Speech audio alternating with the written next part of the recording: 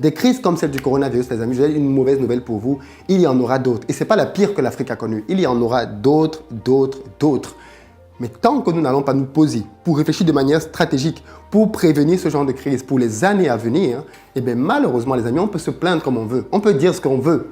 Au final, la réalité sera toujours la même. On sera à se plaindre, les années continueront, on se plaindra et ça ne changera pas grand-chose. Vous croyez que quelqu'un d'autre viendra sauver les Africains? Vous croyez vraiment que le salut nous viendra de qui? Qui? Bill Gates?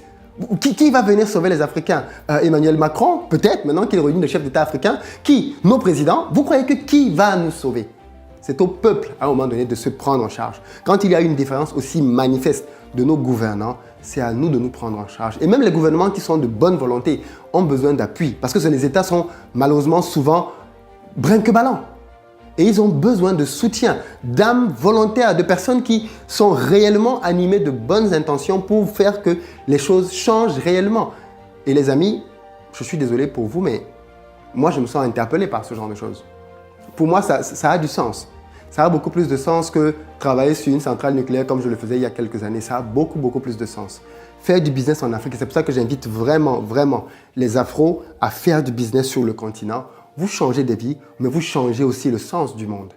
Donnez du sens à vos vies. Lancez-vous dans l'entrepreneuriat parce qu'il est désormais urgent d'entreprendre. Et si on n'a pas l'âme d'un entrepreneur, si on ne se sent pas concerné par ça, alors soutenons ceux qui le font. Mettons notre argent à leur disposition et soutenons-les, partageons, relayons. Et c'est l'une des choses que j'attends de vous.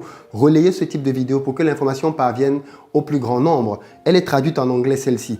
Faites-la parvenir aux gens partout. Il y a des sous-titres en anglais. Faites parvenir le travail qui est fait au plus grand nombre pour que le maximum de personnes se sentent concernées par ce qui est en train d'être fait et que les yeux s'ouvrent. Parce que quand le peuple se lève, eh bien, personne ne peut lui résister.